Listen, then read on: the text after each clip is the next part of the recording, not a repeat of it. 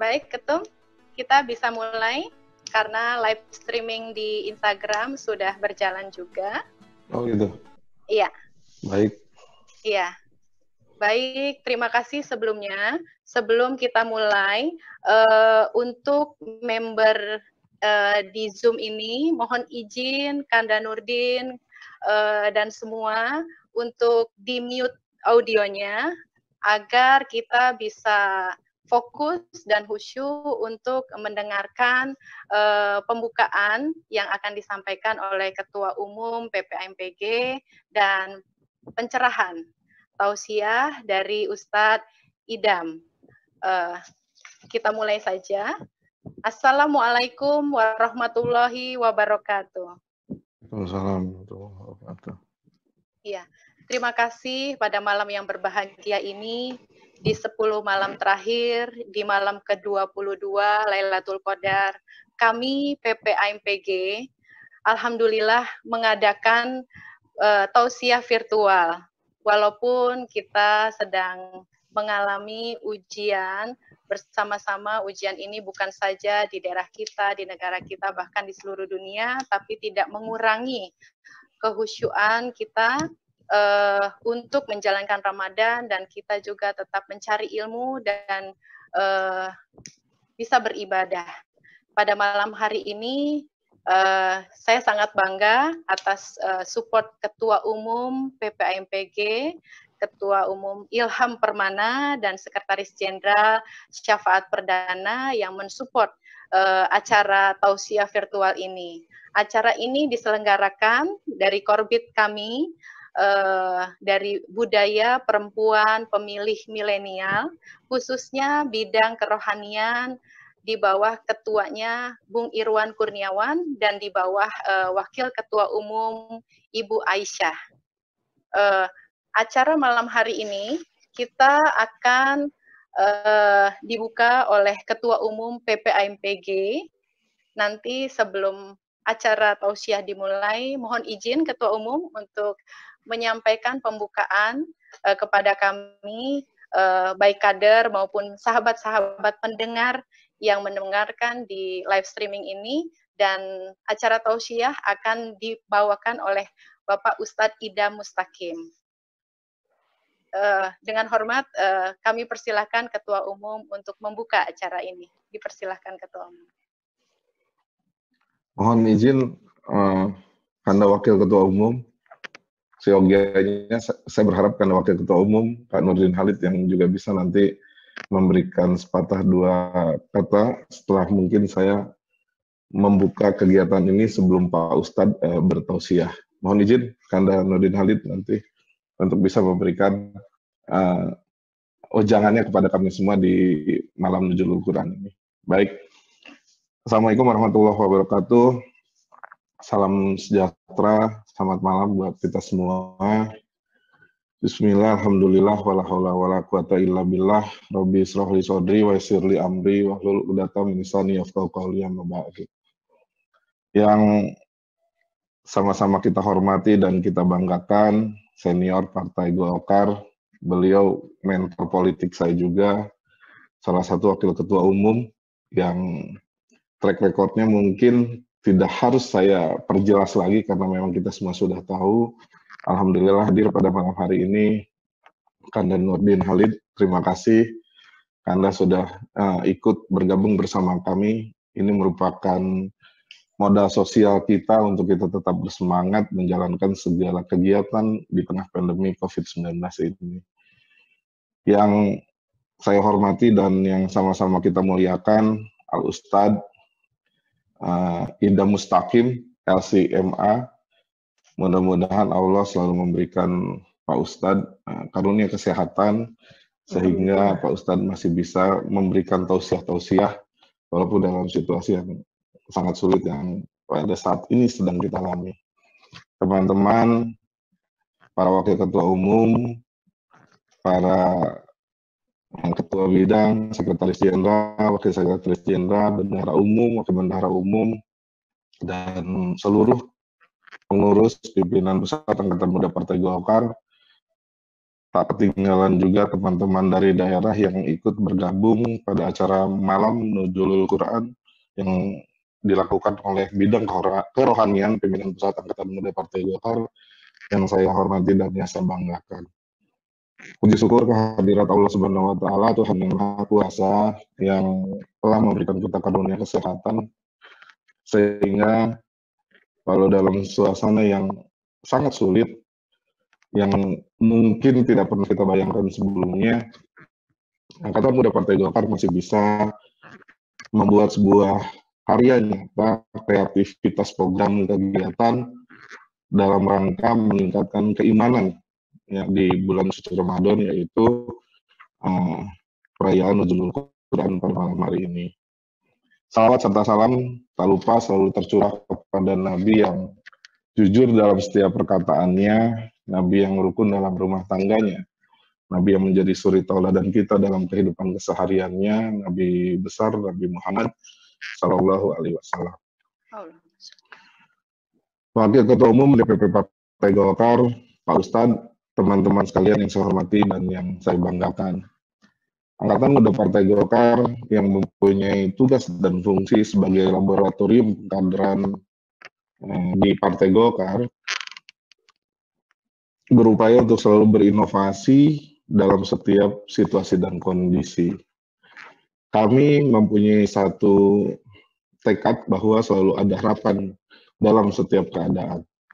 Nah, oleh karena itu, seperti halnya pada malam hari ini, pimpinan pusat Angkatan Muda Partai Golkar mengadakan sebuah kegiatan kerohanian yang mungkin 2-3 bulan sebelumnya kita tidak pernah terbayangkan. Sebuah kegiatan yang melalui media video conference dan juga live streaming di Instagram.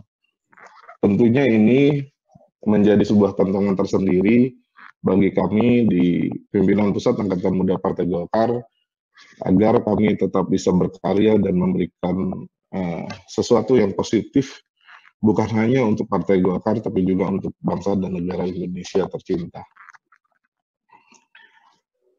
Pak Nurdin Halid, Pak Ustadz dan teman-teman yang saya hormati dan yang saya banggakan, bagi umat Islam, bulan Ramadan adalah bulan yang penuh sukacita, bulan yang penuh rahmat, bulan yang penuh ampunan. Dan sudah barang tentu dalam menyambut bulan Ramadan, kita semua harus menyambutnya dengan kegembiraan. Tapi sayang di tengah kegembiraan yang sedang kita rasakan saat ini, ada tamu yang tak diundang bernama COVID-19.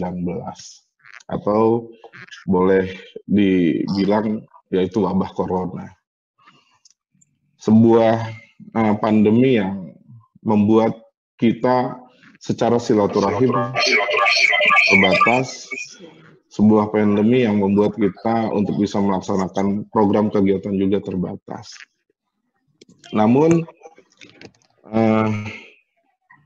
COVID-19 ini mungkin menjadi kabar kurang baik bagi kita semua, ya, yang berharap khususnya buat kaum muslimin yang berharap bisa melakukan setiap ibadah-ibadah di bulan Ramadan ini dengan penuh kehusuan dan penuh ketenangan. Walau situasinya sangat sulit seperti ini, saya berharap kepada teman-teman kaum muslimin khususnya di pimpinan pusat Angkatan Muda Partai Golkar agar kita tetap bisa menjalankan segala ibadah-ibadah di bulan Ramadan ini dengan penuh ketakwaan, dengan penuh kehusuan. Karena bagaimanapun bulan Ramadan ini adalah bulan yang penuh pahala kebaikan. Untuk bisa mencapai pahala kebaikan, sudah barang tentu kita juga harus meningkatkan keimanan kita. Sehingga di penghujung bulan Ramadan nanti kita bisa mencapai derajat takwa atau la'allakum tattaqun. Oleh karenanya malam hari ini kami di pimpinan pusat Angkatan Muda Partai Golkar dalam rangka menyambut Malam Nuzulul Quran mengusung tema refleksi Ramadan, rasionalitas keimanan, kurang lebih seperti itu. Nah, karena bagaimanapun keimanan ini penting. bagaimana kita jangan tergerus keimanan kita walau dalam situasi yang sulit seperti ini.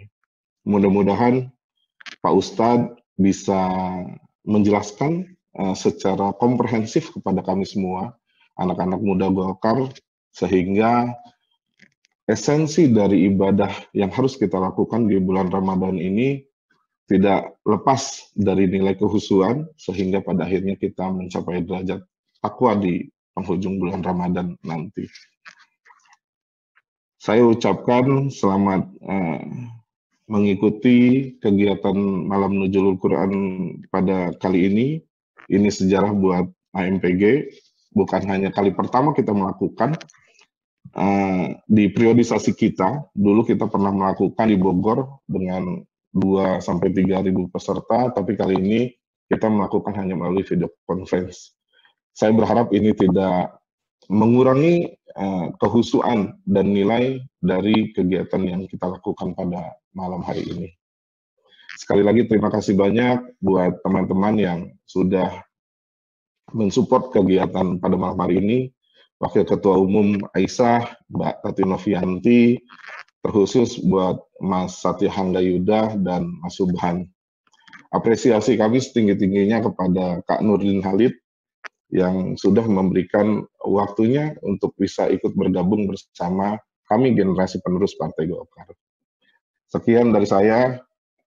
Semoga Allah Subhanahu wa Ta'ala, Tuhan yang Maha Kuasa, selalu melindungi kita dan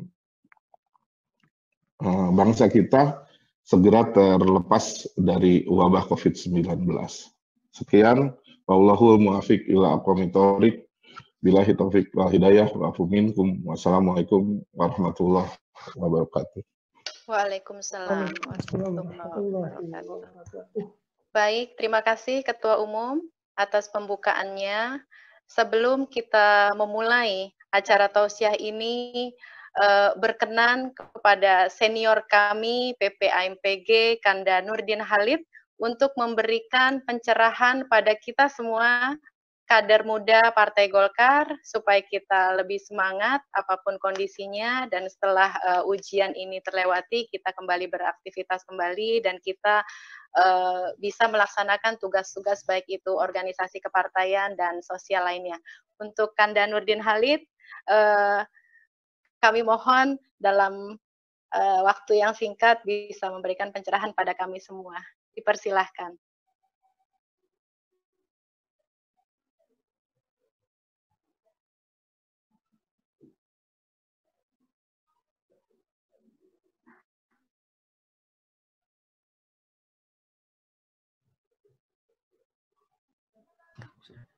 Assalamualaikum warahmatullahi wabarakatuh. Waalaikumsalam. Saya merasa terharu dan bangga karena ini sebetulnya untuk Adinda yang sangat saya sayangi, Ketua Umum MPG, dan seluruh fungsionaris. Ini secara kebetulan saya sedang menyusun konsep untuk Badan Saksi Nasional. Tiba-tiba saya buka WA DPP. Di situ saya lihat ada undangan untuk bergabung. Jadi ini surprise juga bagi saya bisa bergabung, dan ini satu hal yang sangat membanggakan bagi kita semua. Dan amat berhormat Adinda Ilham dan seluruh fungsionaris Partai Angkatan Muda Partai Golkar, Ustaz yang insya Allah akan membawakan tausiah yang amat saya hormati. Kegiatan ini di tengah-tengah kita masih dalam suasana tidak hanya menahan lapar dan dahaga di bulan Ramadan, juga kita berjuang melawan diri sendiri menghadapi musibah dunia nasional yang namanya COVID-19. AMPG menghadirkan sebuah acara yang tentu sangat bermanfaat.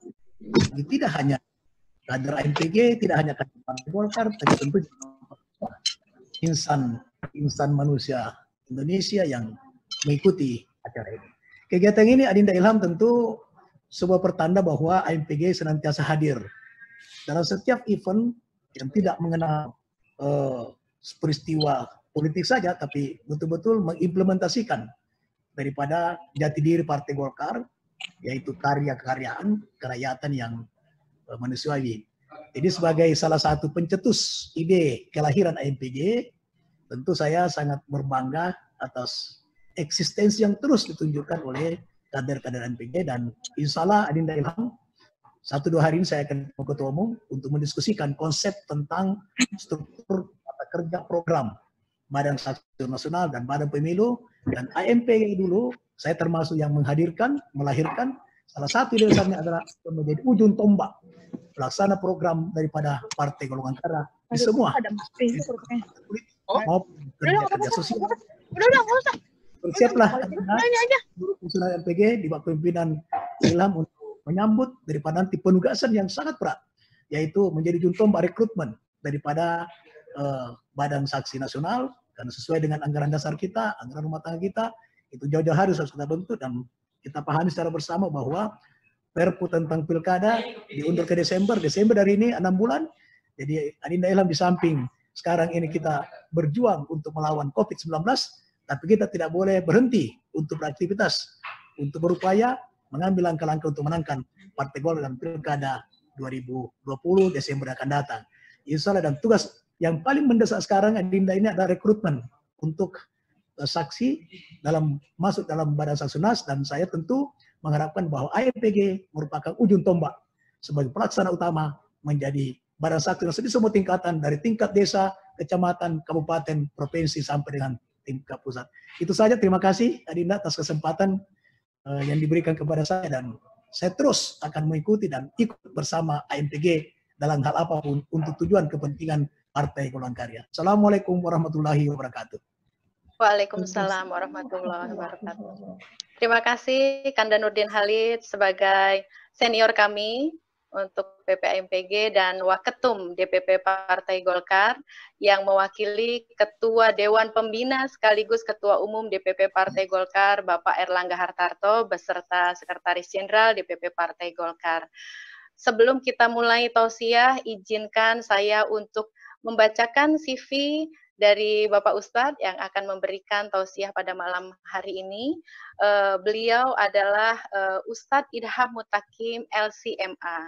Beliau adalah dosen Sekolah Tinggi Filsafat Islam Sadra, Jakarta Selatan, dan beliau adalah Ketua Umum Asosiasi Intelektual Muda Indonesia. Tema tausiah virtual malam hari ini adalah menakar rasionalitas iman, refleksi spiritual Ramadan. Pak Ustadz, kami teman-teman kader muda dari Partai Golkar mohon pencerahannya pada situasi ini. Keimanan kita sangat diuji, ketawakalan kita sangat diuji.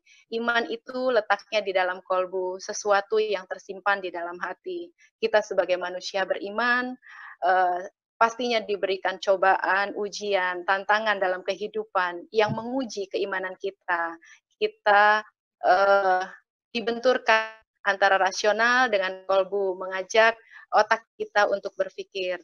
Nah, berkenan Pak Ustadz untuk memberikan pencerahan kepada kita kurang lebih dalam durasi 1 jam. Nanti akan dibuka dengan tanya jawab, baik saya terima melalui yang masuk atau nanti ada teman-teman yang live untuk menanyakan hal-hal yang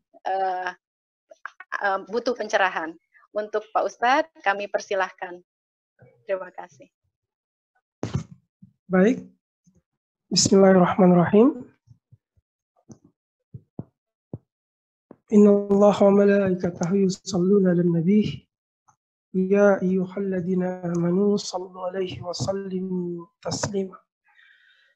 Rabbi shrah li sadri wa yassir li amri wahlul 'uqdatam min lisani yafqahu qawli.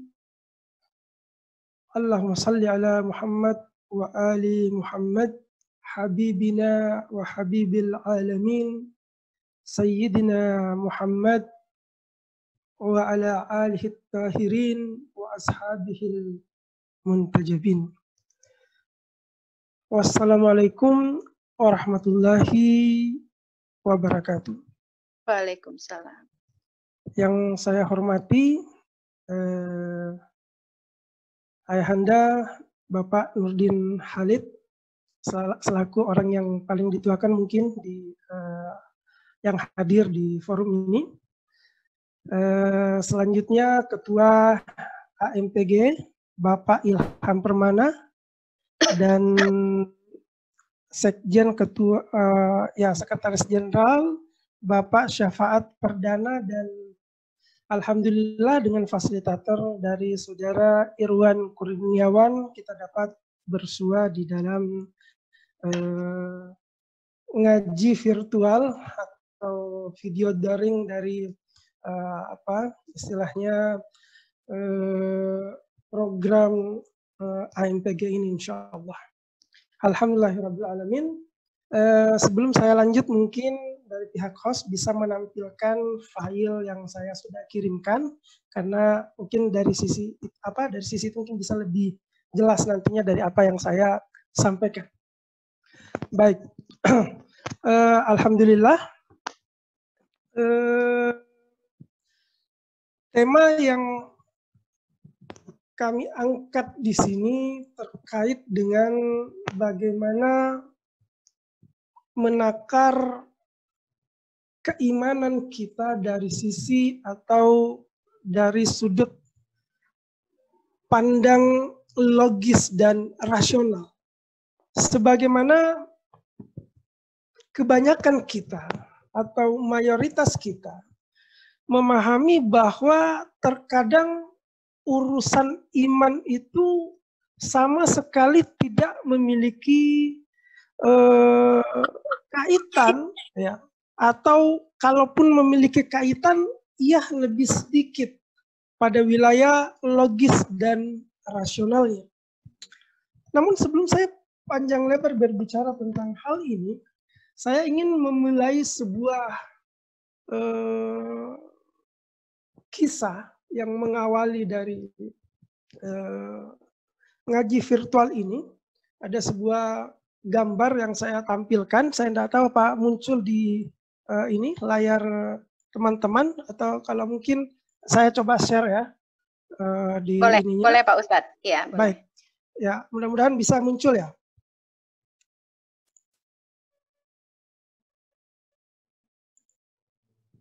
Baik, bisa muncul ya Bu Novi dan teman-teman sekalian, ikhwan dan akhwati sekalian. Ya, muncul Pak Ustadz. Ya. Baik, yang dihormati oleh Allah Subhanahu wa Ta'ala.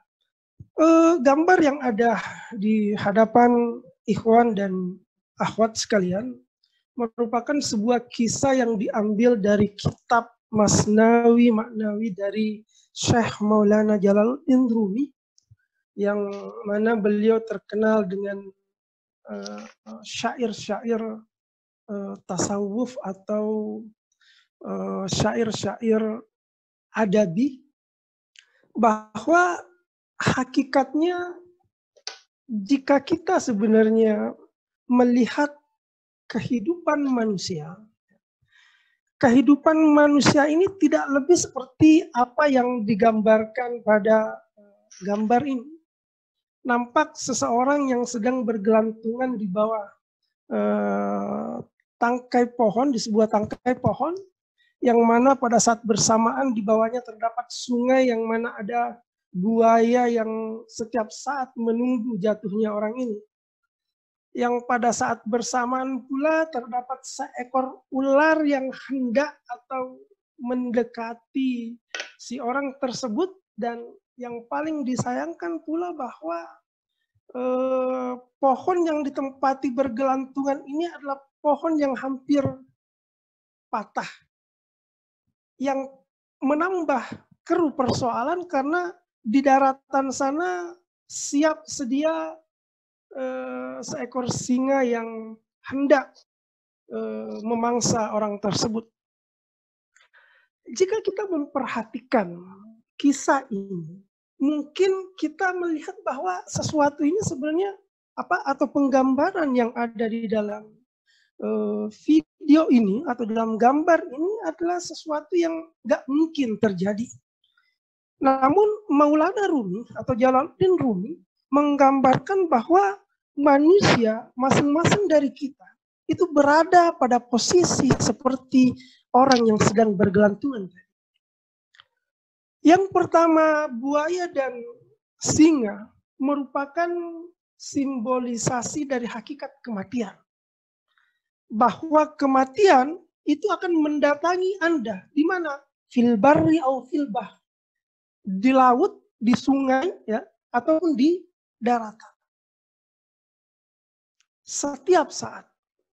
Selanjutnya bahwa pohon yang kemudian hendak rebah atau hendak jatuh ini merupakan penggambaran umur manusia yang masing-masing kita tiada yang tahu kapan itu akan terjadi. Kemudian selanjutnya adapun dari ular tadi dan ada sesuatu yang dipegang ini, itu merupakan penggambaran akan kenikmatan-kenikmatan yang ada di dunia ini. Yang pada saat bersamaan ketika kita ingin mendapatkan apa yang disebut rezeki, apa yang disebut dengan kenikmatan dan kelazatan, maka kita mesti harus memberikan sesuatu untuk mendapatkan sesuatu. Kita harus terbangun di pagi hari untuk pergi mencari rezeki. Menghabiskan waktu berpisah dari keluarga untuk mendapatkan sesuatu nasib. Begitu seterusnya. Bahwa kehidupan ini ya itu mesti berjalan dengan sebuah proses di mana proses yang ada itu terikat dengan hukum-hukum yang ada di alam semesta ini.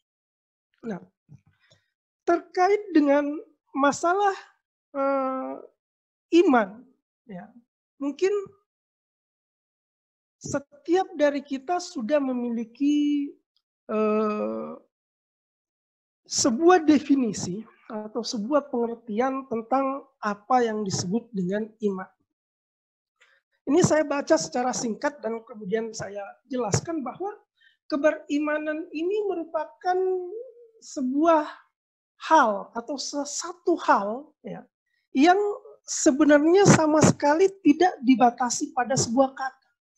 Bahwa iman merupakan sebuah keyakinan hati. Keyakinan yang kemudian ia menjadi indikator nilai terhadap kehidupan setiap dari kita. Dimulai dengan proses keberislaman kita, kemudian berujung kepada keberimanan itu sendiri, di mana orang-orang yang kemudian memiliki iman itu disebut dengan mukmin. Bahwa terkadang kita dengan penggunaan kata iman ini sebenarnya kadang menempatkan iman itu bukan pada derajat atau tingkat yang semestinya, tetapi lebih kepada bahasa-bahasa lisan, bahasa-bahasa verbal yang sebenarnya jauh dari ruh spiritualitas. Jauh dari nilai-nilai di mana nilai tersebut betul-betul hidup dan terpatri di dalam diri setiap kita. Terkait dengan iman di dalam banyak ayat Quran telah disampaikan, seumpama dalam surah Al-Baqarah, kullu amana billahi wa malaikatihi wa kutubihi wa rusulihi. Segenap yang beriman kepada Allah, malaikat, kitabnya dan rasulnya. Begitu juga dengan surah 136, surah An-Nisa ayat 136, yang kemudian menyampaikan kebalikan dari itu. Bahwa orang-orang wa may yakfur billahi wa malaikatihi wa kutubihi wa rusulihi. Orang-orang yang menutup diri. Ini saya mencoba menerjemahkan kata yakfur, ya, yang sebagian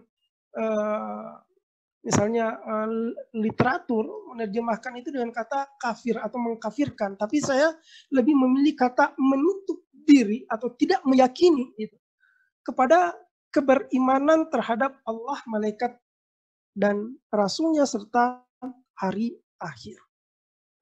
Nah, bahasan kita terkait dengan menakar rasionalitas keberimanan. Betulkah iman itu dapat kita nalar? ada tidak rasionalisasi di balik keberimanan itu? Atau mungkin seperti bahasa Martin Heidegger mungkin, atau bahasa dari Kierkegaard, bahwa keberimanan itu lebih mirip sebagai sesuatu yang sifatnya dogmatis, tidak didasari pada hal-hal yang sifatnya logis atau rasional. Rasulullah Shallallahu Alaihi Wasallam bersabda, la yuqbalu imanun bila amalin wala amalun bila imanin, bahwa iman itu la yuqbal, ia tidak diterima. Kapan? Bila amalin, ketika tiada amal perbuatan di situ. Wala amalun, dan tidak akan ada amal bila imanin, tanpa keberimanan di situ. Artinya antara iman dan amal mesti menjadi satu hal yang sejajar atau berimbang.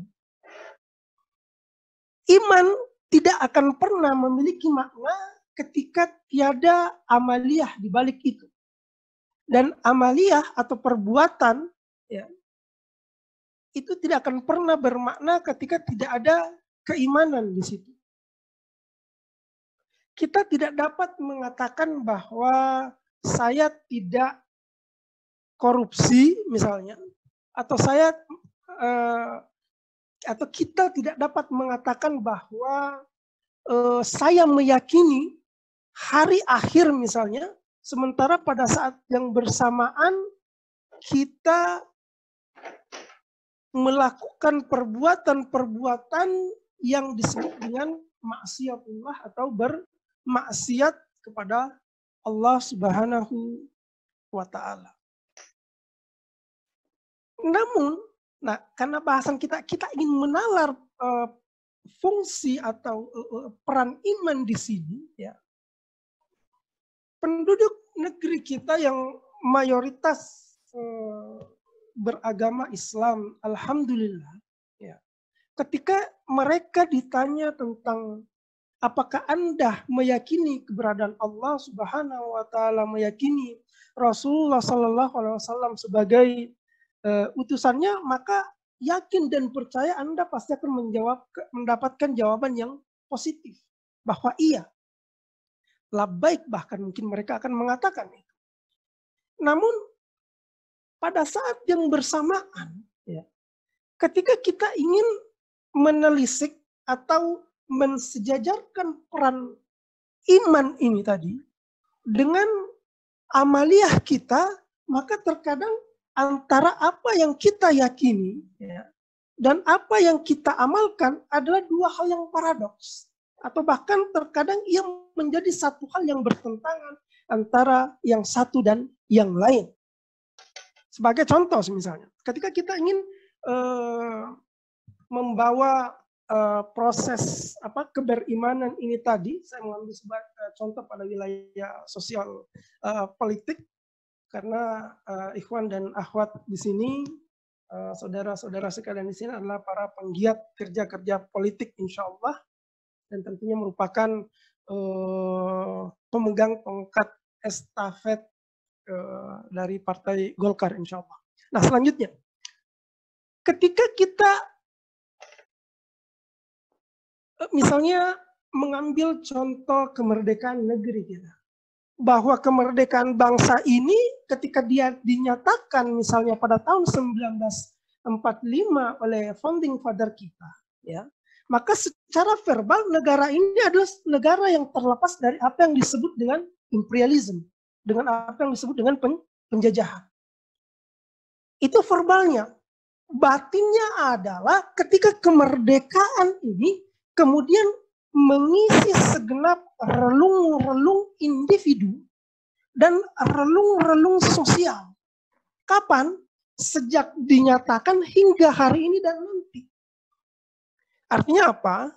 Realitas kemerdekaan itu dia bukan kata yang terverbalkan semata, tetapi sesuatu yang kemudian memiliki manifestasi yang jelas.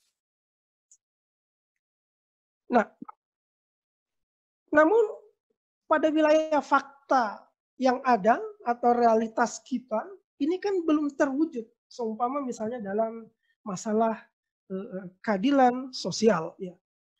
Terkait dengan masalah keadilan sosial, yang mungkin juga ada sedikit saya menyerempet situ terkait dengan bahasan, karena saya ingin menarik keberimanan di sini bukan hanya pada wilayah apa yang dipahami dalam makna yang sempit. Ya. Keberimanan adalah sebuah keyakinan. Keyakinan yang dapat mengantarkan seseorang, ya, dari sesuatu yang biasa-biasa saja menjadi luar biasa. Dari seorang Arab yang bernama Ahmad yang dikenal sebagai ummi hingga ia diangkat menjadi rasul. Sampai pada tingkat tertinggi di Sidratul Muntaha. Kenapa? Karena dia memiliki iman. Dia memiliki keyakinan. Ini kalau kita jabarkan pada wilayah terapan, khususnya pada konteks sosial politik atau wilayah negara, ketika kita memiliki iman bahwa negeri ini, negeri Indonesia ini dapat menjadi apa yang disebut misalnya di dalam Al-Quran, baldatun tayyibatun wara'bun ghafur, bahwa sebuah negeri yang tayyib itu bisa terwujud. Kapan? Ketika kita memiliki iman, di mana iman ini kemudian diselaraskan dengan segenap amal-amal perbuatan yang dapat mewujudkan itu. Namun hari ini kita masih dalam sebuah proses yang mungkin apakah itu tertatih atau seperti apa. Namun bagi saya pribadi, saya berpikir mungkin teman-teman atau ikhwan dan akhwat sekalian juga memiliki keyakinan yang sama bahwa suatu hari kelak negeri kita akan benar-benar merdeka, baik secara verbal sebagaimana yang telah terjadi dan juga batinnya. Terkait dengan masalah keadilan sosial misalnya. Keadilan sosial ini ada saya tampilkan, tapi ini karena secara singkat saja, bahwa negeri kita jumlah kekayaan orang terkaya di Indonesia itu, ya saya tidak bisa mengatakan ini apa naudzubillah atau masya Allah, saya kurang tahu. Yang jelas bahwa kekayaan orang terkaya di Indonesia, 40 orang terkaya di Indonesia ini kalau data yang saya miliki ini benar-benar, ya entah apakah itu menakutkan atau mengerikan, tetapi ini bagian dari fakta. Yang mana ketika kita ingin sepadankan dengan apa yang disebut dengan keadilan sosial bagi seluruh rakyat Indonesia, tentunya ini jauh panggang dari api. Seperti itu. Tetapi ini bukan sesuatu yang tidak mungkin kita selesaikan. Artinya bahwa ketika kita memiliki iman bahwa kekayaan negeri ini dapat dinikmati oleh seluruh penduduk negeri untuk menjadi cita-cita apa yang disebut dengan baldatun thayyibah, maka itu dapat kita wujudkan. Sebagaimana Rasulullah Sallallahu Alaihi Wasallam di wilayah kecil di Jaziratul Arab sana, dikarenakan iman dan keyakinan yang beliau miliki, ia diperjalankan pada saat Isra Mi'raj, ya, sampai ke Sidratul Muntaha. Nah, kemudian selanjutnya saya paparkan persoalan iman yang pada wilayah individu mestinya bisa mewujud pada apa yang disebut dengan kesalehan sosial. Negeri kita adalah sebuah negeri yang mayoritas penduduknya adalah beragama Islam, alhamdulillah. Namun persoalan iman dan persoalan kesalehan sosial, sejatinya setiap agama memiliki itu. Artinya setiap agama memiliki iman terhadap agamanya masing-masing. Kenapa? Masing-masing dari setiap penduduk, ya, di negeri ini itu punya keyakinan dengan nilai-nilai yang mereka yakini. Tentunya nilai-nilai di sini adalah apa yang disebut dengan baik dan apa yang disebut dengan buruk. Muslim dan non-muslim meyakini nilai-nilai tersebut. Nilai-nilai kebaikan ini ya atau nilai-nilai keburukan merupakan dua hal yang senantiasa berjalin ya, senantiasa terwujud sebagai sebuah bentuk tatanan dari peranata sosial kita. Yang dengan itu tercipta keteraturan di dalam kehidupan manusia.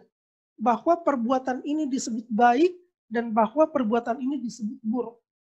Dan pada wilayah baik dan buruk, baik muslim maupun non-muslim itu menerima hal tersebut. Nilai kebaikan. Nilai kebaikan merupakan hakikat-hakikat yang sebenarnya melampaui alam fisika. Bahkan ia melampaui alam metafisika dengan tajalli atau manifestasi malakuti yang penuh dengan cahaya kesempurnaan. Rasulullah Shallallahu Alaihi Wasallam bersabda, "Khairun nas anfa'uhum linnas." Di sini riwayat ini mengatakan bahwa manusia yang terbaik adalah yang paling banyak memberikan manfaat. Manfaat apa? Manfaat kebaikan.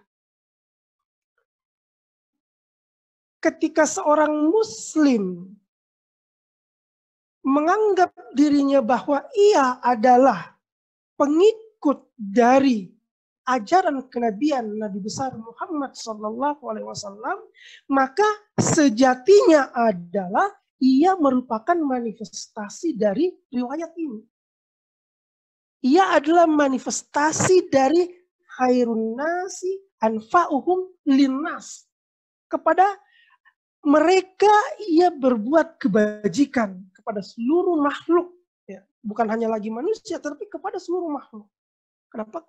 Karena ia adalah rahmatan lil alamin. Ya. Namun kan pada kenyataan-kenyataan yang ada, banyak orang yang muslim misalnya yang mengambil riwayat ini namun digunakan untuk kepentingan identitas tertentu. Khususnya pada kelompok muslim saja. Sehingga kebaikan seolah-olah dikelompokkan, ya, diklasterisasi hanya untuk kelompok tertentu. Nah, sementara riwayat ini bersifat mutlak. Kebaikan, ya, kebaikan. Karena ini berbicara antara nilai keberimanan, dalam hal ini kebaikan. Kebaikan dalam bahasa Al-Quran disampaikan dalam banyak hal dengan bahasa-bahasa yang sangat indah.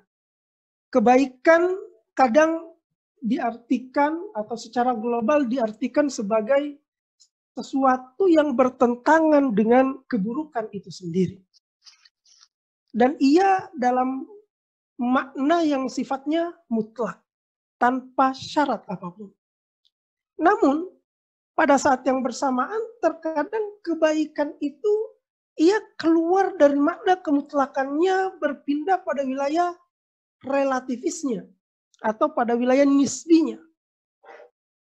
Contoh misalnya pada wilayah mutlak ya, misalnya keadilan itu adalah sesuatu yang baik.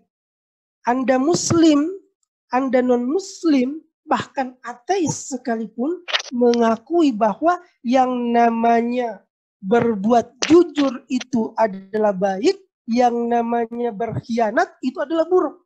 Ini keluar pada konteks agama. Artinya apa? Kebaikan adalah sesuatu yang sifatnya mutlak. Namun pada saat yang bersamaan, kadang ia pindah rel dia. Contohnya apa? Contohnya seperti corona ini. Misalnya, kebaikan yang dimunculkan misalnya dengan corona, salah satunya karena corona maka saya bisa live video streaming seperti ini atau ngaji virtual seperti ini. Dan mungkin ketika misalnya tidak ada corona, saya tidak memiliki kesempatan untuk memberikan penghikmatan kepada ikhwan dan akhwat atau teman-teman sekalian.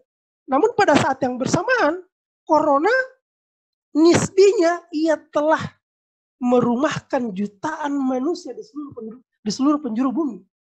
Pada saat yang bersamaan, karena corona, ekonomi negara menjadi carut marut. Begitu banyak orang yang meninggal misalnya dan lainnya. Nah, ini pengertian-pengertian yang sifatnya nisbi. Atau contoh yang lebih sederhana misalnya, bisa ular. Bisa ular ini bisa membunuh manusia. Tetapi pada saat yang bersamaan dia bisa menjadi penawar.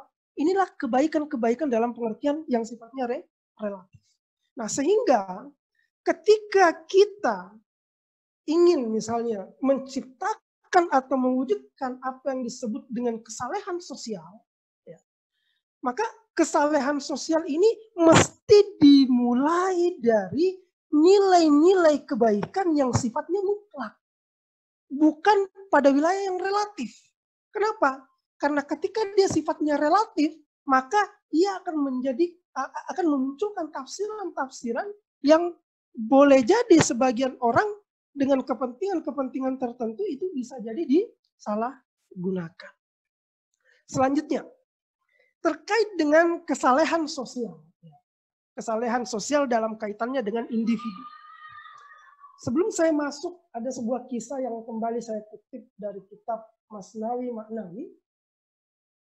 Ibnu Faris di dalam kitab Al-Mufradat Al-Fasul Quran menerjemahkan khairun, ya, khairun nas, khair dalam hal ini, dalam pengertian kebaikan sebagai sesuatu yang dimulai dari keinginan atau yang diperhatikan oleh manusia. Kebaikan adalah pilihan atas sesuatu yang lebih baik.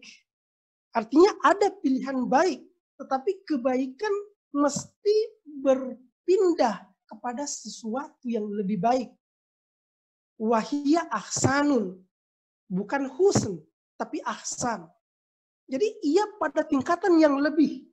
Misalnya seumpama saya memilih untuk menggunakan aplikasi Zoom ketimbang aplikasi Webex. Kenapa?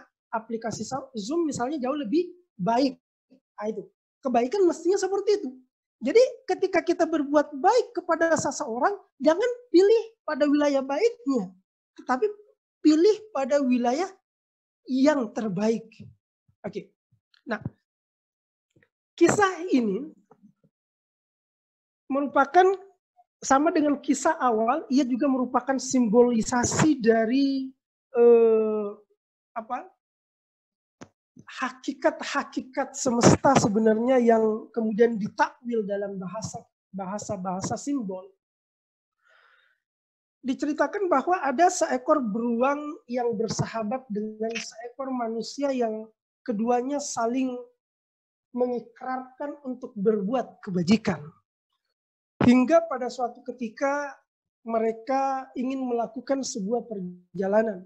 Ketika beruang dan manusia ini melakukan perjalanan, ya, ia tiba di sebuah pohon dikarenakan kelelahan. Si manusia mengatakan kepada si beruang ini bahwa saya ingin beristirahat sejenak, tolong Anda berjaga-jaga di sekeliling saya, jangan sampai ada yang mengganggu waktu istirahat saya.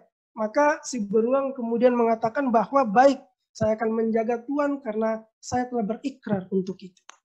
Sejenak beberapa saat setelah manusia ini tertidur di bawah pohon, ada seekor lalat yang datang menghinggapi hidung atau bagian mulut dari orang yang tidur ini. Maka dengan sigap si beruang mengatakan di dalam hatinya, lalat ini telah atau ingin mengganggu teman saya yang sedang tertidur. Dengan sigap ia mengambil sebuah batu dan hendak memukul lalat tersebut. Manusia kemudian terjaga dan mengatakan, apa yang ingin lakukan? Ia mengatakan, ada lalat barusan. Saya ingin membunuh lalatnya. Dia bilang, enggak, engkau ingin membunuh. Dia bilang, tidak, saya ingin membunuh lalat itu. Kemudian manusia tadi mengatakan bahwa enggak, engkau bukanlah orang yang dapat dipercaya untuk berbuat kebajikan. Intinya engkau ingin membunuh. Sebenarnya kisah ini ya, kalau kita melihat pada realitas kehidupan sosial kita, yakin dan percaya Anda tidak akan menemukan kisah manusia dan beruang. Tetapi pada hakikatnya, saya dan Anda atau bahkan mungkin siapa saja, terkadang kita menjadi atau memilih untuk lebih menjadi beruang ketimbang menjadi seorang manusia. Contohnya seperti ini. Masing-masing dari kita di bulan Ramadan ini ketika kita bersahur, saya tidak tahu wilayah tempat teman-teman sekalian, tapi di wilayah saya di daerah Depok ini, orang yang membangunkan sahur ini 1:30, naudzubillah suaranya sekencang-kencangnya. Mulai dari suara pukulan beduk, teriakan, lagu disko, dan lainnya dengan alasan membangunkan untuk sahur. Membangunkan untuk sahur itu adalah sebuah perbuatan baik, sama dengan perbuatan beruang yang ingin membunuh lalat tadi karena telah mengganggu temannya. Namun perbuatan baik ini tidak serta-merta menjadi baik hanya dikarenakan perbuatan. Paling tidak saya mencatat ada 4 poin ya, atau ada 4 hal misalnya untuk mengatakan sesuatu itu dapat disebut sebagai perbuatan baik. Yang pertama adalah niat yang baik, yang kedua adalah amal perbuatan yang selaras dengan niat itu sendiri, yang ketiga dengan metode dan cara-cara yang baik, dan yang keempat adalah dengan tujuan kebaikan. Hari ini dengan pandemi global yang kita kenal dengan nama COVID-19 ya, terkadang sebagian dari saudara-saudara kemanusiaan kita lebih memilih untuk berperilaku mirip ya, mirip seperti beruang ketimbang memilih untuk menjadi manusia. Ada berita beberapa waktu yang lalu dikarenakan sebuah wilayah yang lockdown di daerah Sulawesi sana, seorang pedagang cabai dipukuli oleh pedagang Satpol PP. Benar bahwa wilayah tersebut telah di lockdown atau ditolak orang untuk masuk ke wilayah tersebut. Namun apakah kemudian benar bahwa perbuatan dengan memukul dan menonjok orang adalah sesuatu yang dapat dibenarkan? Meskipun tujuannya kita adalah tujuan baik. 3 hari yang lalu saya membaca beberapa, bukan hanya sekedar sebagai sebuah tujuan, tetapi ia adalah sebuah fondasi amal. Mengutip kata Rumi bahwa sekiranya kehidupan manusia ini hanyalah sehirupan napas, maka janganlah engkau pernah menghirup selain dengan hirupan nafas cinta. Artinya apa? Kebaikan ini mesti harus menjadi sebuah fondasi individu yang kemudian terejawantah pada ruang-ruang dan perilaku sosial yang kita miliki.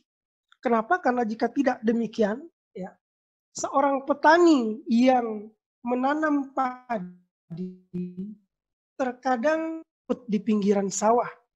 Kira-kira apa yang akan terjadi jika petani menanam rumput? Apakah ia akan memanen padi? Saya pikir tidak demikian. Nah, kesalehan sosial itu dimulai dari kesalehan individu.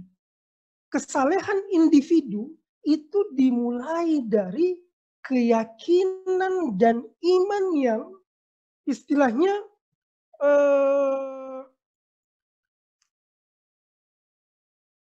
iman atau apa ya, keyakinan yang istilahnya betul-betul mengakar, betul-betul menjadi sebuah telah menjadi sebuah fondasi yang dengannya di situ bangunan dapat dikembangkan, dapat diwujudkan. Karena jika tidak demikian, maka kebaikan itu akan berubah atau berpindah tidak lagi pada nilai mutlaknya seperti yang saya katakan dari awal, ia akan bergeser dan berpindah pada makna yang sifatnya relatif. Muncullah istilah yang disebut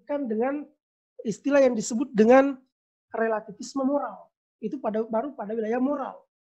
Maka kemudian kebaikan ini tadi tidak begitu memiliki makna yang betul-betul bisa mengangkat ya derajat keberimanan itu tadi.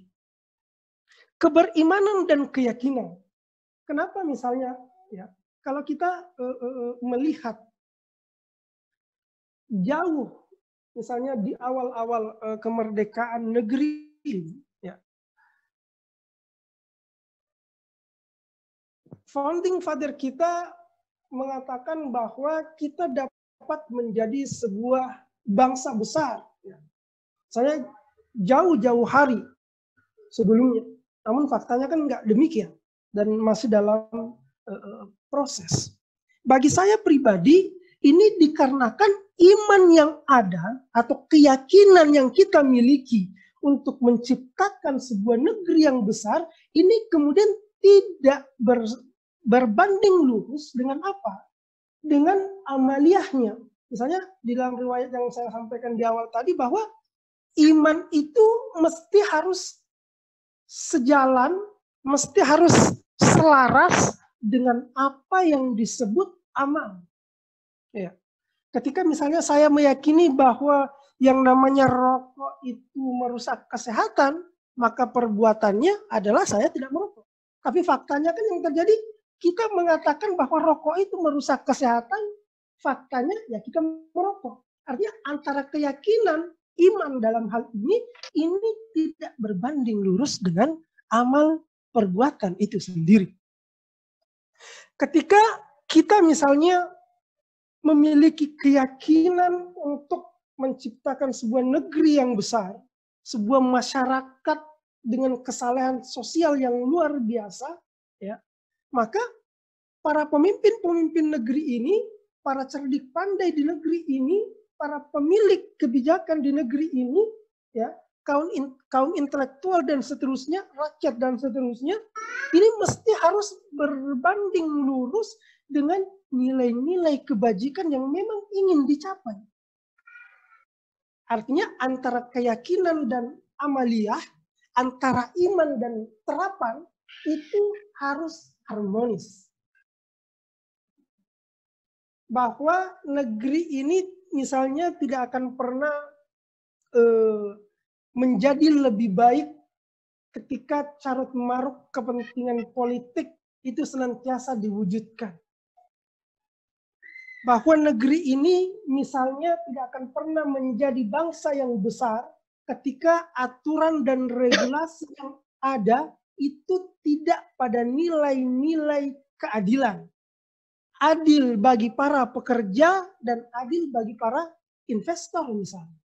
Tentunya kalau kita melihat dalam pandangan Islam, ya, di mana keadilan menjadi sebuah nilai yang luar biasa, maka adil di sini dalam pengertian mutlaknya, bukan pada definisi relatifnya. Karena ketika keadilan masuk pada wilayah definisi relatifnya, maka adil bagi investor belum tentu adil misalnya pada wilayah pekerja. Begitupun sebaliknya, adil pada wilayah pekerja belum tentu adil pada wilayah investor. Yang mana yang baik? Yang mampu menerapkan kedua hal ini. Baik pada investor misalnya atau pada wilayah para pekerjanya dan seterusnya. Nah, bahwa mewujudkan keadilan sosial, ya.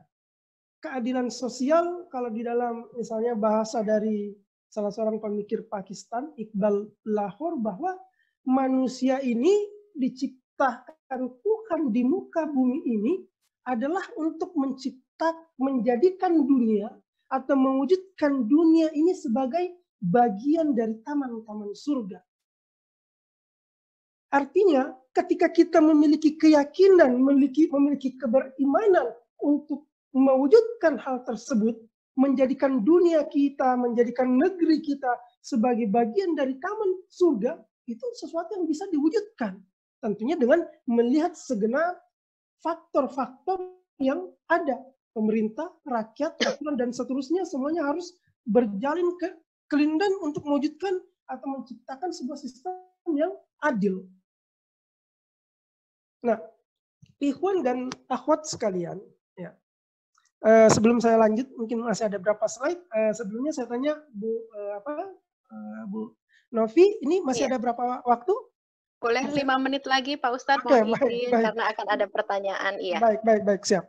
Nah, ikhwan dan akhwat sekalian, bahwa karena kan ini kegiatan AMPG dan teman-teman sekalian, ikhwan dan akhwat sekalian merupakan bagian dari kader politik dari Partai Golkar, ya. Bahwa di dalam politik itu ketika misalnya, ya, nafas kebaikan yang menjadi ruh, yang menjadi penggerak dari cara berpolitik kita, maka yakin dan percaya kita akan bisa mewujudkan taman surgawi di dunia ini. Saya ingin sedikit menarik, ada waktu 5 menit ya, menarik sebuah bahasa dari Washington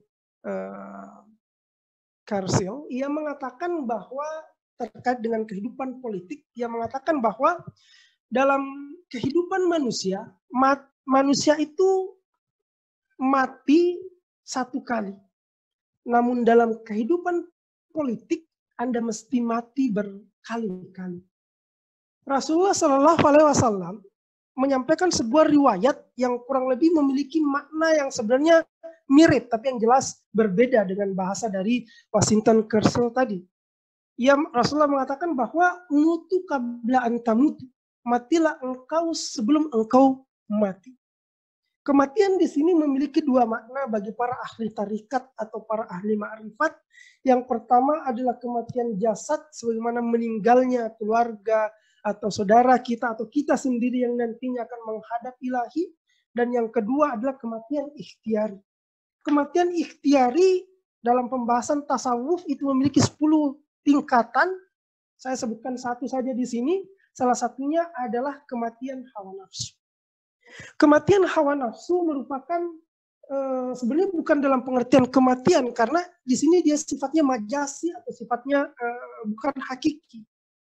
Bahwa orang yang mati hawa nafsunya bukan tidak memiliki hawa nafsu, tetap memiliki hawa nafsu. Kalau misalnya dalam dunia politik, orang memiliki keinginan untuk berkuasa, maka dia harus mematikan keinginan tersebut. Tidak ingin berkuasa. Tetapi ini kan keinginan juga. Keinginan untuk tidak berkuasa merupakan keinginan juga.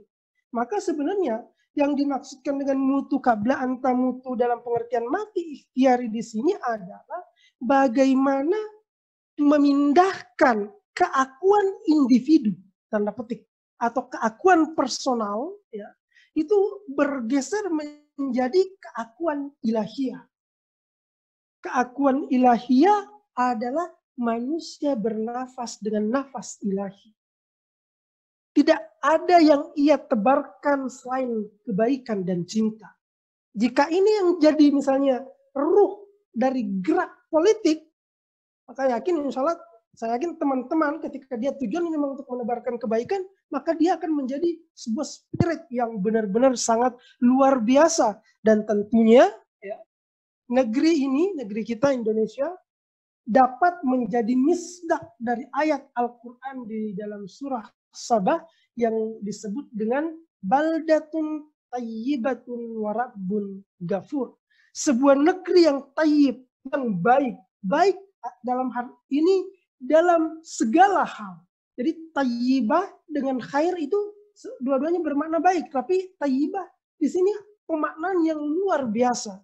Untuk sebuah negeri dengan segenap kebaikannya. Untuk penduduk dari sebuah negeri dengan kesalehan-kesalehan sosialnya yang senantiasa memberikan kebajikan dan kebaikan. Saya pikir mungkin itu. Adapun lebih dan kurangnya saya ucapkan terima kasih dan mohon maaf. Selanjutnya saya kembalikan dulu ke pihak host, Bu Noviyati. Terima kasih. Assalamualaikum. Waalaikumsalam warahmatullahi wabarakatuh. Terima kasih Pak Ustadz atas pencerahannya. Mohon izin dengan bangga Ketua Umum PPMPG Bung Ilham Permana masih standby di Zoom, dan Wakil Ketua Umum DPP Partai Golkar Kanda Nurdin Halid juga masih standby bersama kita. Dan di sini juga sebelum pertanyaan dibuka, saya akan membuka unmute-nya. Di sini juga telah hadir Bendahara Umum PPMPG Bung Aldi Zulkarnain, Ketua Harian PPMPG Kanda Syamut Ngabalin, Wakil Bidang Perempuan Pemilih Milenial Ibu Aisyah juga masih standby, dan di sini juga hadir para waketum baik yang bergabung di Zoom maupun di IG live streaming, yaitu ada Waketum Riza Pahlevi, terima kasih atas supportnya, Waketum Agakan, Waketum Banjir, dan Waketum yang lain yang berpartisipasi di IG. Ada juga ketua bidang, ketua-ketua bidang PPMPG dan seluruh pengurus PPMPG. Terima kasih juga kepada bidang kerohanian yang masih standby beserta anggotanya. Terima kasih juga kepada pimpinan daerah AMPG dari Kalimantan Barat, dan juga ada saya lihat dari Bandar Lampung, dan seluruh sahabat soleh dan solehah yang live mendengarkan melalui IG streaming. Silahkan jika ada pertanyaan yang akan disampaikan kepada Pak Ustadz, saya akan membuka mute-nya melalui Zoom ini untuk langsung bertanya. Silahkan.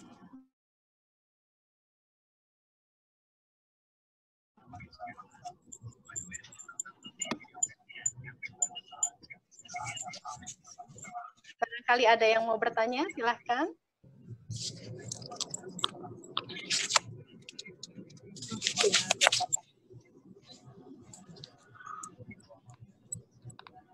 Sudah selesai kan? Ini kalau kemana lagi, apa nih? Apa lo nggak gampang mahal? Nah, Gue tadi bilang masih ada mau, kok bisa ada mau nih? Bikin rasa, oh, nggak tadi aku udah tahu kan? Oh, Anda Samud mungkin mengawali pertanyaan kepada Pak Ustadz. Si Naila di sini. Siapa? Si Naila, ada teman aku. Di alam sudah juga ada sebenarnya, cuma aku lupa siapa waktu itu. Kalau pabrik yang plastik itu tahu kan, yang di ujung rumah kamu itu, Bang. Langganan aku dulu. Assalamualaikum warahmatullahi wabarakatuh. Waalaikumsalam warahmatullahi wabarakatuh. Saya Qadariyah dari bidang Polhukam. Saya mewakili dari bidang Polhukam dan saya sebagai bendahara di bidang pertahanan.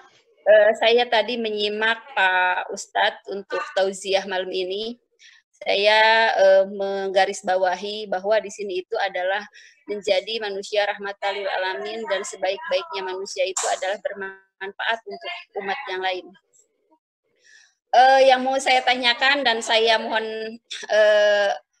supaya kami Pak Ustadz di pengurus AMPG ini menjadi umat rahmatan lil alamin yang bermanfaat untuk alam semesta, bukan hanya menjadi bermanfaat untuk umat manusia ya Pak Ustadz ya, tetapi untuk alam semesta gitu kan. Kita adalah bermanfaat untuk ada di sekeliling kita gitu kan. Nah, bagaimana cara meningkatkan? Saya hanya minta saya minta Kiat ya. Bahasanya minta arahan ataupun wejangan gitu kan, supaya kami itu bisa menjadi manusia yang rahmatan lil alamin gitu kan. Nah, seperti amalan tiap hari seperti apa mungkin dari perilaku kami ketika kami ada di dalam kita itu di dalam ranah yang insya Allah itu adalah dalam ranah politik, tetapi bagaimana bisa mensinkronkan antara rahmatan lil alamin dengan berpolitik, seperti itu Pak Ustadz. Mungkin itu aja dari saya. Terima kasih. Assalamualaikum warahmatullahi wabarakatuh. Waalaikumsalam warahmatullahi wabarakatuh. Baik, Pak Ustadz langsung dijawab. Baik ya. Iya, boleh silakan. Ini sebenarnya saya mau singgung ini, tadi masih ada beberapa slide dan saya pikir dengan pertanyaan tadi saya bisa menyampaikan juga di sini. Bahwa misalnya langsung konkret ya seperti ini. Bahwa kita ini di dalam bulan Ramadan ini ya, ada beberapa malam yang masing-masing dari kita sebagai umat Islam mengenal itu dengan malam yang jauh lebih baik dengan 1000 bulan. Ya. Khairun min alfi syahrin.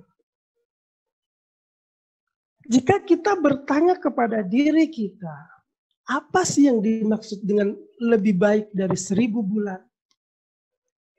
1000 bulan, ya, kalau kita menghitung secara matematis, ya, 1000 bulan ini kalau kita hitung 1 tahun itu 12 bulan, 1000 bulan itu kalau kita bagi itu sekitar 80-an tahun.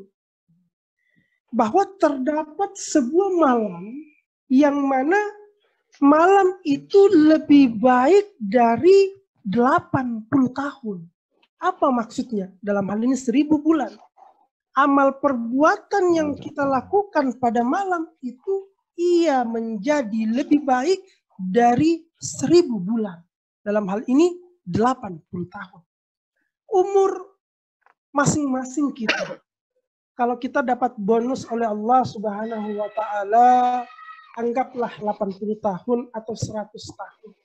100 tahun itu juga kita kalaupun kita masih hidup, tenaga kita sudah sangat-sangat berkurang sekali. Anggap 80 tahun deh. 80 tahun kalau kita lihat umur balik kita, kalau laki-laki misalnya 12 tahun, kaum wanita misalnya di 9 tahun ya. 80 tahun misalnya dikurang 12 tahun untuk laki-laki, jadi berapa tahun jadinya? Kurang lebih 80 12 berarti 68. 68. Ya. 68 tahun. Kalau kita diberikan rezeki ya untuk berbuat kebajikan semenjak dari kita akil balik sampai misalnya kita mati di umur 68 tahun, ya alhamdulillah. Tetapi siapa yang bisa memberikan jaminan seperti itu? Bahwa kita senantiasa berada dalam kebajikan pada selama sekian tahun tersebut. Enggak ada. Nah, dikatakan bahwa di dalam bulan Ramadan ada satu malam yang disebut dengan khairun min alfi syahrin. Ia lebih baik dari 1000 bulan.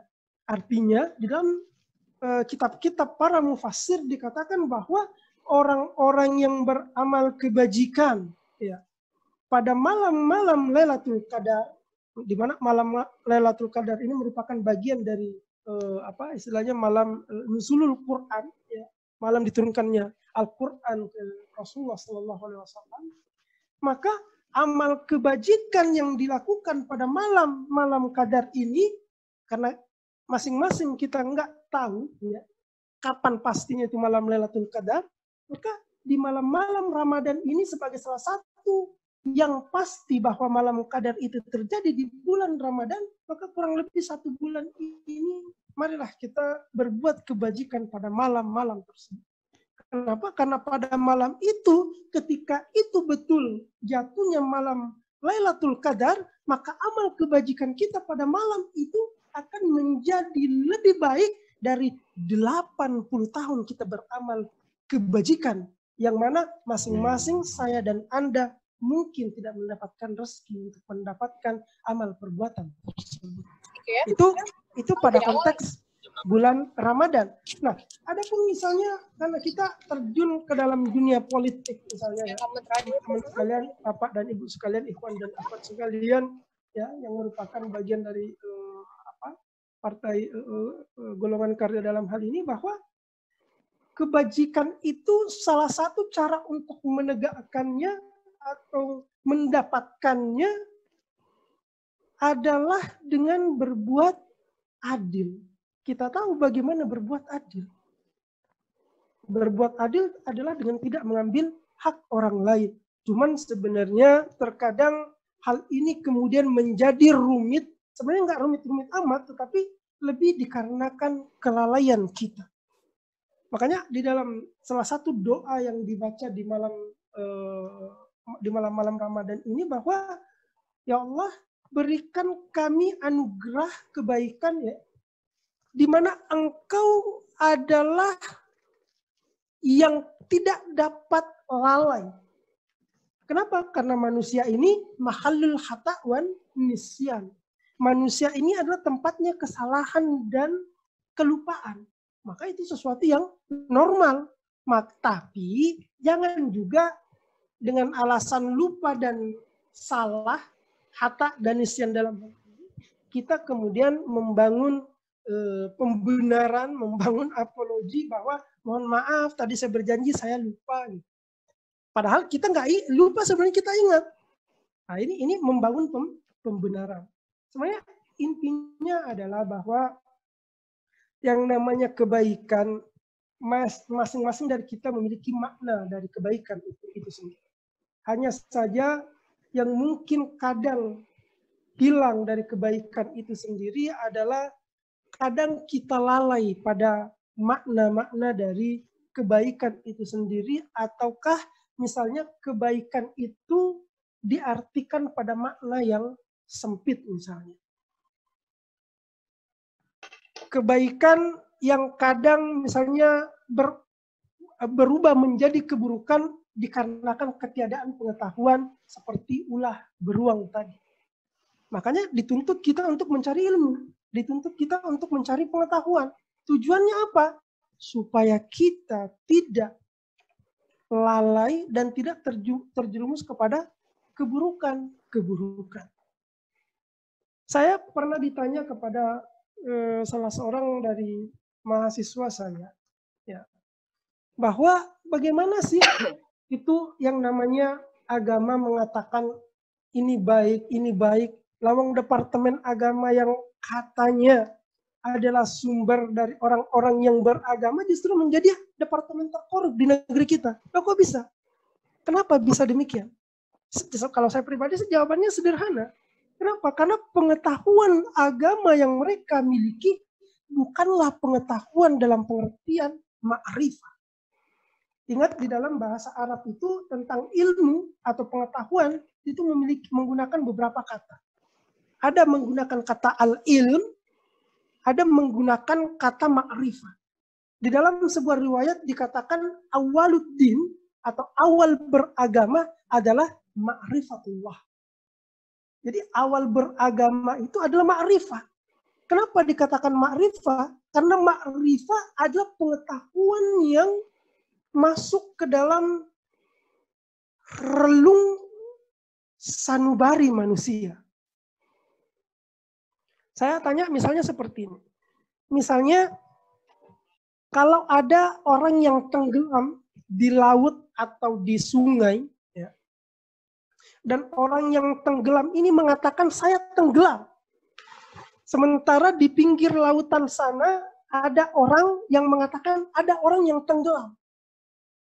Kira-kira yang manakah orang yang lebih mengetahui makna tenggelam itu sendiri? Apakah orang yang tenggelam di lautan tadi atau orang yang berada di pinggir lautan? Jawabannya pasti orang yang berada di lautan yang mengalami ketenggelaman itu sendiri. Nah, ilmu agama itu yang disebut dengan ma'rifah adalah orang yang tenggelam. Ini ma'rifah. Ma'rifatullah. Mereka adalah orang yang tenggelam dengan pengetahuan ad-din. Bukan orang seperti yang mengetahui orang tenggelam di pinggir laut. Bukan. Kenapa? Karena mereka tidak pernah mengalami itu. Mungkin banyak orang mampu menceritakan bahasa-bahasa agama. Namun pengetahuan mereka adalah ilm, bukan ma'rifah. Jadi kalau mau mencari pengetahuan agama, cari ma'rifahnya. Jangan cari ilmunya. Karena ilmu itu ya sekedar tahu. Ma'rifah itu adalah bagaimana pengetahuan ini menyerap atau terserap ke dalam sanubari kita. Ketika itu yang terjadi, kalau di dalam sebuah bahasa riwayat, bahwa bahasa dari Khalifah keempat, Sayyidina Ali, pernah mengatakan bahwa sekiranya saya ingin diberikan dunia beserta isinya hanya untuk sekedar mengambil satu biji gandum dari mulut seekor semut, maka saya tidak akan melakukan itu. Kenapa? Karena ini tafakuran yang betul-betul makrifah. Dia masuk kepada makna batinihnya atau makna batiniahnya, bukan hanya pada wilayah lahir semata. Makanya kemudian ketika misalnya kita masuk ke dalam dunia politik ini mesti harus digerakkan dengan nafas ilahiyah. Nafas ilahiyah ini adalah nafas kebaikan dan nafas cinta. Saya pikir mungkin itu yang bisa saya sampaikan. Saya persilahkan kalau masih ada waktu. Iya, 2 penanya lagi. Tadi Ketua Bidang Perempuan dengan Bendahara atau Sekretarisnya mau bertanya. Silahkan Mbak Klarin dengan Mbak Benazir. Barangkali ada yang mau ditanyakan pada Pak Ustadz. Kami persilahkan. Assalamualaikum Pak Ustadz. Waalaikumsalam. Sekjen, Bendum, dan para Waketum dan teman-teman lainnya. Saya Klarin Dita dari Bidang Perempuan. Langsung saja Pak Ustadz ingin bertanya, jadi gimana caranya kita tetap mempunyai ambisi yang sehat, berjuang maksimal, tapi masih bisa berserah diri kepada Allah? Itu saja pertanyaannya. Terima kasih Pak Ustadz. Baik. Berserah diri kepada Allah, ya, atau dalam bahasa agama disebut dengan istilah tawakal Allah atau tawakal ilallah. Tawakal itu sendiri adalah sebuah perbuatan yang merupakan hasil sebenarnya. Kita mengatakan bahwa misalnya ini motor saya tak parkir di luar rumah, tidak mesti saya kunci leher, tidak mesti saya kunci ganda dengan alasan tawakal Allah. Bahwa ada Allah yang melihat, nggak mungkin ada pencuri.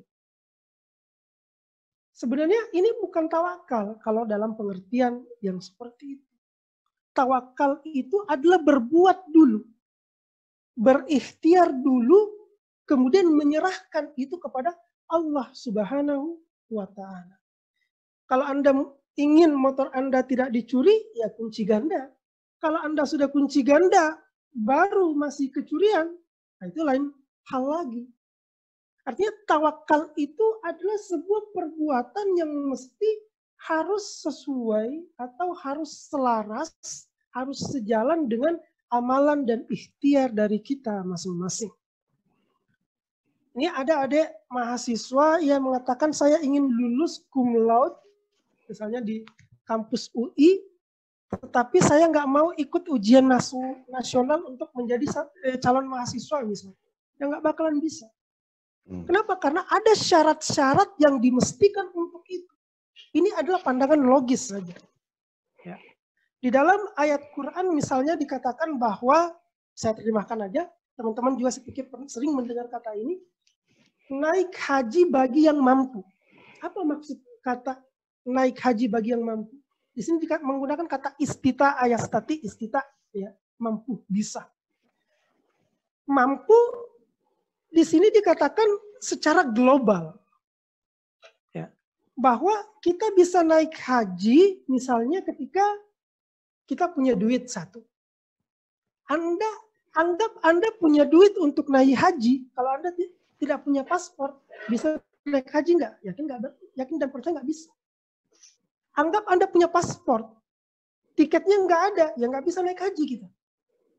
Anggap Anda punya paspor, Anda punya tiket, punya duit. Di Arab Saudi terjadi perang, ya tetap tidak bisa jadi tidak bisa naik haji. Artinya apa? Di sini ada syarat-syarat, di mana syarat-syarat ini itu bisa kita diterjemahkan dalam 2 hal. Syarat material dan syarat non material. Syarat material, sebagai teman-teman udah tahu semua. Syarat non material ini itulah kehendak ilahi misalnya. Syarat non material ini adalah syarat batiniah. Nah, terkadang kita lupa dengan itu atau kita lalai dengan itu, atau bahkan mungkin kita tidak memiliki keyakinan dan keberimanan akan hal tersebut. Kita ingin menjadi bangsa yang besar. Kalau kita tidak memiliki keyakinan dan anggap kita memiliki keyakinan sementara kita tidak berbuat dan beramal untuk itu, ya yakin dan percaya nggak bakalan bisa terwujud. Makanya syarat-syarat terapannya itu harus ada. Islam, nah makanya tadi saya katakan bahwa iman ini harus punya argumen logis, ya. Iman ini harus punya nalar, artinya keberimanan kita ini untuk berbuat itu ada tahapan-tahapan yang memang bisa diwujudkan. Itu. Jadi ada tahapan-tahapan untuk itu. Nah, tawakal kepada Allah Subhanahu wa Ta'ala itu juga disertai dengan tahapan-tahapan. Kisah dari Sayyidah Maryam alaihissalam ketika beliau sedang hamil besar, dalam Al-Quran dikatakan bahwa beliau sedang kelaparan. Ya. Beliau sedang kelaparan. Kemudian Allah mengatakan tekan itu pohon kurma supaya jatuh kurmanya. Ia mengatakan kembali, ya Allah, bagaimana bisa seperti itu? Saya sedang dalam kondisi hamil besar, bagaimana caranya bisa menekan pohon kurma supaya ini jatuh? Allah mengatakan, enggak, tekan aja. Beliau menggerakkan tangannya, kurma jatuh. Di sini yang ingin disampaikan bahwa mesti harus ada ikhtiar. Kemudian kita bisa mengatakan tawakal. Tidak mungkin kita mengatakan bahwa saya tawakal kepada Allah, ya. Kemudian kita tidak memiliki ikhtiar untuk itu. Dan ikhtiar itu harus beberapa arah, ya. Menutup pertanyaan tadi, ada sebuah kisah seperti ini. Ada orang yang datang kepada salah seorang ulama berikhtiar dan mengatakan bahwa, wahai Syekh, saya ingin menikah. Tolong diistiharakan bagaimana, apakah ini baik atau buruk. Ulama tadi mengatakan, alhamdulillah ini hasilnya baik. Dan insya Allah terjadi. Beberapa bulan berlalu, ia ketemu kembali dengan sang ulama tadi. Ia kemudian mengatakan, bagaimana? Sudah menikah? Dia bilang, enggak terjadi nikah. Kok bisa katanya? Dia bilang, itu dia. Karena ikhtiar saya untuk menikah hanya ikhtiar yang dari saya. Sementara dari pihak perempuannya atau pihak wanitanya tidak berikhtiar untuk itu. Ini juga tidak bisa terjadi. Artinya apa? Harus ada dua hal, bahkan ada mungkin banyak hal. Di mana syarat-syarat ini mesti terwujud. Ketika syarat-syarat materialnya terwujud, ketika syarat-syarat batinnya sudah ada, ya alhamdulillah, itu yakin dan percaya bisa terwujud.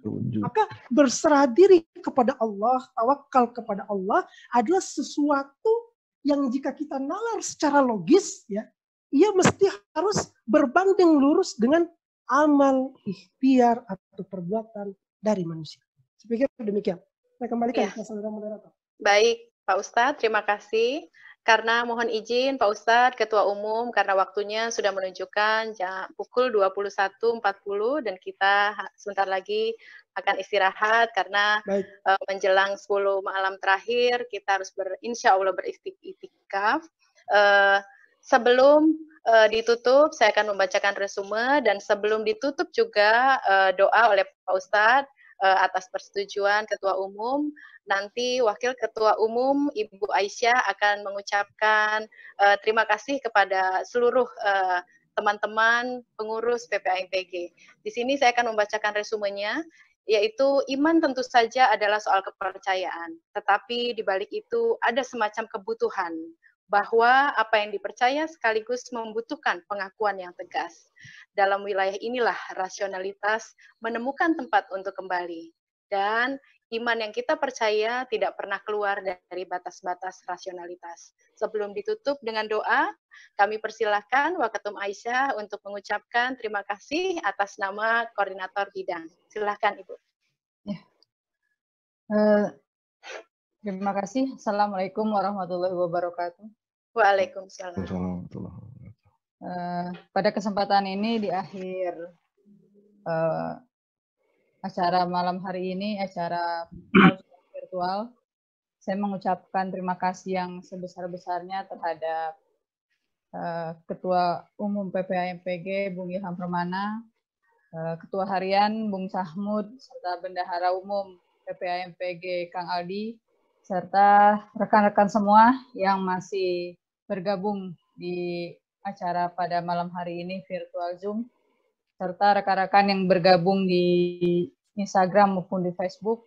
Semoga pada agenda malam hari ini virtual Zoom ini pencerahan yang disampaikan Pak Ustadz sangat menyentuh kalbu kami semua, ya, memberikan contoh sesuai dengan kehidupan sehari-hari yang sedang kami rasakan pada saat ini di tengah kondisi negara kita sedang dilanda COVID-19. Semoga apa yang Pak Ustadz sampaikan kita semua dapat mengambil hikmahnya dan mengimplementasikan dalam kehidupan kita sehari-hari. Khususnya Ketua Bidang Kerohanian, Bung Irwan, terima kasih banyak yang sudah menginisiasi acara ini. Semoga acara ini dapat kita implementasikan dalam kehidupan kita sehari-hari untuk kita semua mendapatkan maslahatnya. Dan juga untuk kebesaran PPA-MPG, terima kasih kepada Ketum Ilham yang sudah mensupport. Semoga PPA-MPG tetap solid, tangguh, dan terdepan. Sekali lagi terima kasih atas partisipasi semuanya, para waketum yang juga ikut berperan dan support. Semoga momentum ini dan agenda virtual Zoom ini bisa kita lanjutkan dalam momen yang lainnya sebagai pengisian dari keimanan kita yang selalu hidup di dalam duniawi. Sekali-kali dalam satu waktu kita harus mengisi keimanan kita dengan berbagai tausiah. Terima kasih, mungkin itu yang dapat saya sampaikan. Wabillahi taufiq wal hidayah. Wassalamualaikum warahmatullahi wabarakatuh. Waalaikumsalam warahmatullahi wabarakatuh. Mohon izin Ketua Umum Kanda Nurdin Halid, kita tutup dengan doa yang akan disampaikan oleh Pak Ustadz kita sebelum acara ditutup. Dipersilahkan Pak Ustadz. Baik, bismillahirrahmanirrahim. Ada sebuah doa yang saya baca setiap habis salat fardu, khususnya pada bulan Ramadan ini, dan saya pikir doa ini akan menjadi perwakilan dari berbagai macam keinginan dan kebutuhan dari banyak teman-teman, ikhwan dan akhwat, ataupun Bapak Ibu sekalian. Bismillahirrahmanirrahim. Allahumma adkhil ala ahlil kuburis surur. Ya ilahi, wahai engkau yang menurunkan kesenangan bagi para ahli kubur. Ya ilahi, Allahumma agni kulla fakirin. Ya Allah, berikanlah keluasan, kemudahan bagi para orang-orang yang. Amin. Ya ilahi, berikanlah kekenyangan kepada orang-orang yang sedang merasakan kelaparan. Ya ilahi, berikanlah kemudahan bagi orang-orang yang berada dalam kesulitan. Amin. Ya ilahi, ya Allah, ya azim, ighfir ya ilahi, ampunkanlah ya ilahi dosa-dosa kami yang banyak. Ya Allah, berlalu lebih setengah dari bulan Ramadan-Mu. Ampunkanlah kami. Ya Allah, jika Engkau tidak mengampunkan kami di bulan Ramadan ini, ya Allah, maka di bulan mulia mana lagi yang akan Engkau ampunkan kami. Ya Allah, ya Rabbi, segerakanlah ya Allah, tuntaskanlah ya ilahi segenap persoalan-persoalan negeri ini ya Allah. Masalah penyakit COVID-19 ini ya Allah. Alhamdulillah ya Allah. Ilahi ya Rabbi, berikanlah kami pemimpin-pemimpin yang jujur dan amanah ya Allah. Amin. Berikanlah kami kader-kader negeri yang senantiasa bergerak dan berbuat untuk menyeru kebajikan kepada sesama manusia. untuk menjadi manifestasi dari rahmatan lil alamin. Ilahi Rabbana atina fid dunya hasanah, karena Engkau yang menurunkan hasanah ya Allah, Engkau yang menurunkan kebaikan di malam-malam Ramadan ini ya Ilahi, maka berikanlah kami kebaikan di dunia ini, berikanlah kami kebaikan di akhirat kelak ya Allah ya Arhamar Rahimin. Rabbi ghfirli wa liwalidayya wa lil mu'minina yauma yaqumul hisab. Allahumma salli ala sayyidina Muhammadin wa ali Muhammad. Wassalamualaikum warahmatullahi wabarakatuh. Alhamdulillah. Waalaikumsalam. Saya kembalikan kepada Waalaikumsalam warahmatullahi wabarakatuh. Alhamdulillahirabbil alamin. Dengan dibacakannya doa, selesai sudah rangkaian tausiah virtual kita malam hari ini. Ketua Umum masih standby sampai terakhir acara. Terima kasih Ketua Umum Kanda Nurdin Halid dan semua rekan-rekan pengurus PPMPG dan sahabat soleh dan soleha yang live streaming melalui Instagram. Terima kasih, semoga kita tidak lagi di virtual, tapi kita bisa bertatap muka langsung di kehidupan yang sebelumnya. Terima kasih atas waktunya, semoga sehat selalu. Wabillahi taufiq wal hidayah. Wassalamualaikum warahmatullahi wabarakatuh. Waalaikumsalam warahmatullahi wabarakatuh. Terima kasih Pak Ustadz. baik. Terima kasih Pak Ustadz, terima kasih semuanya. Terima kasih Mas Subhan. Ya, Assalamualaikum. Terima kasih Mas Subhan Waalaikumsalam dan Mas tuh. Angga Sehat-sehat selalu teman-teman. atas supportnya. Engkau pemurah, Engkau penyayang, Engkau Allah, Allah yang maha dermawan, yang maha kaya, yang maha memberi, mengabulkan setiap doa dan harapan. Segala duka hatiku hilangkan, semua salah dosaku mohon ampunkan, air mata lukaku hapuskan, doa hari-hariku kabulkan. Maulana, Maulana ya Samidu ana birahmatika ya Rabbi la tatrajana. Maulana, Maulana ya Samidu ana birahmatika ya